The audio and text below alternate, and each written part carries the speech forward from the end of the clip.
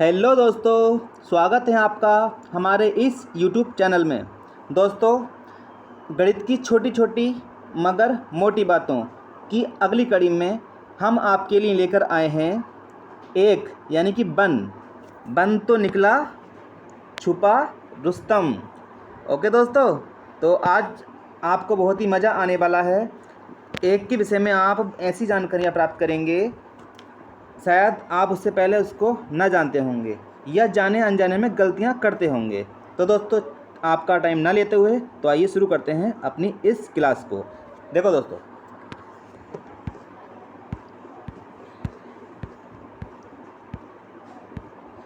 जब हमारे सामने ये सवाल है 5 में जोड़ना है 6/7 को, तो दोस्तों कभी आपने सोचा है कि जब हम इस सवाल को हल करते हैं तो 5 के नीचे इस तरह से बन मान लेते हैं।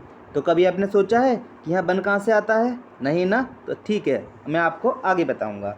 इसी तरह से इस सवाल को हल करने के लिए इसके 2 के नीचे 1 मान लेते हैं। तो दोस्तों कभी सोचा है क्यों मान लेते हैं? नहीं ना? तो ठीक है, अभी बताता हूँ आपको क्यों मान लेते हैं। तो बढ़ते हैं अगले स्लाइड पर।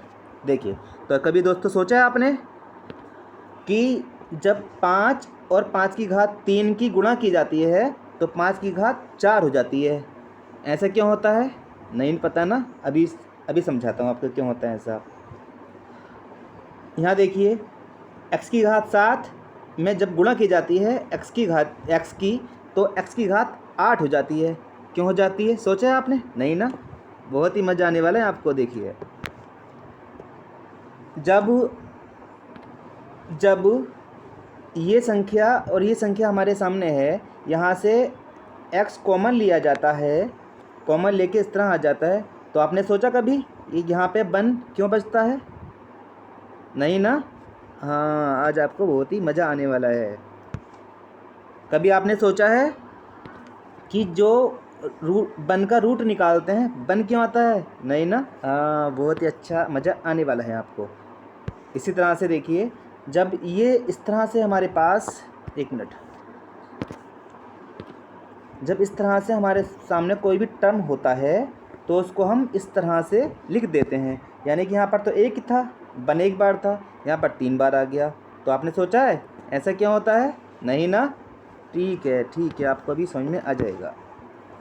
तो दोस्तों ठीक है, मैं आपको बताना चाहता हूँ, किसी भी संख्या, कोई भी संख्या हो A to Z कोई भी, उसकी गुणा में हमेशा बन होता ही होता है दोस्तों। ठीक है, समझ गए ना आप? जैसे 5 है तो दोस्तों 5 की गुणा में चाहे आप इधर मान लीजिए और चाहे इधर मान लीजिए, बन होता ही होता है। ये वाली खासियत सिर्फ 5 के साथ नहीं होती, ये हर एक संख्या के साथ होती है। ठीक है दोस्तों, जैसे यदि हमारे पास 2 है तो 2 की गुणा में यहाँ पर इधर की साइड में या इधर की साइड में बन होता ही होता है। समझ में आई ना बात दोस्तों आपको? तो यानी कि बन हमेशा संख्या की गुणा में रहता ही रहता है, फिक्स है उसका रहना बिल्कुल। इसी तरह से, इसी प्रकार से बन किसी भी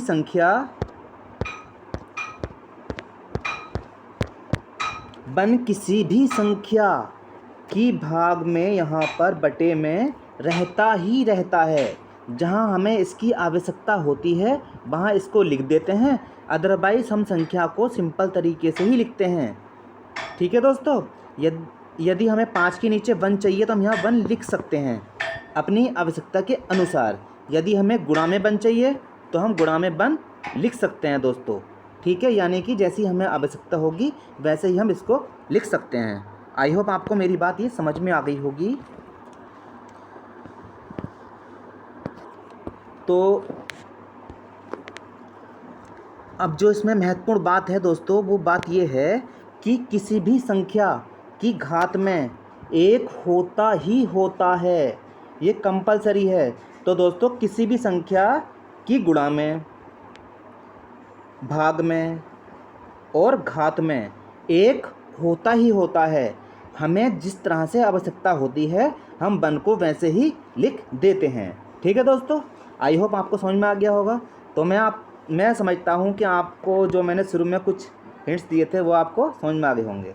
तो देखिए दोस्तों, यहाँ पर एक की गुणा कितनी भी बार कर दी जाए, कितनी भी बार, जितनी चाहो उतनी बार, उसका मान हमेशा एक ही रहता है। समझ में आई दोस्तों? गुणा की बन की गुणा कितनी भी बार कर दी जाए आपस में, उसका मान हमेशा एक ही रहता है। ठीक है दोस्तों, आई होप आपको ये बहुत ही अच्छे से समझ में आया होगा। तो जो हम कड़ी लेकर आए हैं इसमें आपके लिए, एक तो निकला छुपा रुस्तम। तो दोस्तों वो यही थी, वो यही वाली बात थी कि बन जो है छुपा रुस्तम है, ये 3 जगह छुपा रहता है। ओके, घात में, भाग में और गुणा में। गुणा में आप इधर भी लिख सकते हैं, कोई फ़र्क नहीं पड़ता, जितनी चाहे उतनी बार कहीं भी लिख दो, कोई फ़र्क नहीं पड़ता। अभी मैंने बताया था कि एक को कितनी बार गुणा में लिखा जा सकता है, तो आप घात में चाहे कितनी बार भी लिख लो, कोई फ़र्क पड़ रहा है क्या? कोई फ़र्क पड़ रहा है क्या? नहीं ना, जितनी चाहे उतनी बार लिख दो। लेकिन मोस्टली हम घात में एक ही बार लिखते हैं, भाग में भी एक ही बार लिखते हैं और गुणा में भी एक ही बार लिखते हैं। नहीं तो जितनी बार चाहें उतनी बार हम लिख सकते हैं। आई होप आपको मेरी ये बात समझ में आ गई होगी। ठीक है दोस्तों, इसी तरह से यदि हमारे पास x लिखा हुआ है, हमारे पास x लिखा हुआ है, तो इसकी घात में भी एक है और गुणा में भी एक है और भाग में भी एक है। ओके दोस्तों, समझ गए ना? तो ठीक है, अब हम चलते हैं, जो आपको मैंने शुरू में अपने जो सवाल दिखाए थे उस पर चलते हैं। ठीक है दोस्तों, चलिए देखिए। तो मैंने दोस्तों आपको बताया था किसी भी संख्या की गुणा में, घात में और भाग में एक होता ही होता है। तो देखिए दोस्तों, जब 5 की ये भी संख्या जोड़ने वाली संख्या इस तरह से है कि हमें ये बटे की संख्या है और ये बिना बटे की थी, तो हमें बटे में बन चाहिए था, तो हमने यहाँ पर बन दिखा दिया। ये अपने पास से माना नहीं है, ये होता ही होता है। ठीक है दोस्तों, इसी प्रकार जब हम इसको हल करेंगे, यानी कि 2 में से 6/7 को घटाएंगे, तो हमें नीचे बन मानना पड़ेगा 2 के, तो माना नहीं है, वो ऑलरेडी होता ही होता है। बस यहाँ पे हमने क्या कर दिया, छिपा हुआ था उसको दिखा दिया।